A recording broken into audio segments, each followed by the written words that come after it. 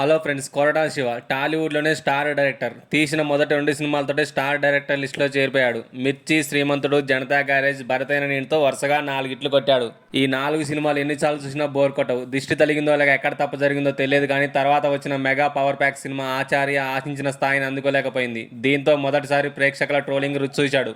తర్వాత junior ఎన్టీఆర్తో Devara part 1 తెరకెక్కించాడు. ఈ సినిమాపై రిలీజ్ కాకముందు నుంచే నెగిటివ్ ట్రోలింగ్ జరిగింది. కానీ అంత నెగిటివ్ ట్రోలింగ్ను కూడా తట్టుకొని నిలబడి ఇట్టుకొట్టిన సినిమా దేవరా పార్ట్ 1. ఇప్పుడు ఈ సినిమా పార్ట్ 2 మీద కొరటాల శివ ఫోకస్ చేశాడు.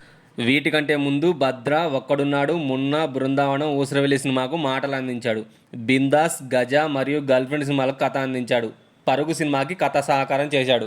భద్ర మూవీ కథ విషయంలో కొరటాల శివకి మరియు బోయపాటి శ్రీనికి మధ్య గొడవ జరిగింది. కథ నాదంటే నాదని చెప్పి ఇద్దరు పలుమార్లు పలు ఇంటర్వ్యూలో తెలిపారు. దీంతో కొరటాల శివ రైటర్గా బయటకు వచ్చి తన కథలను తానే డైరెక్ట్ చేస్తానని చెప్పి డైరెక్షన్ స్టార్ట్ చేశాడు.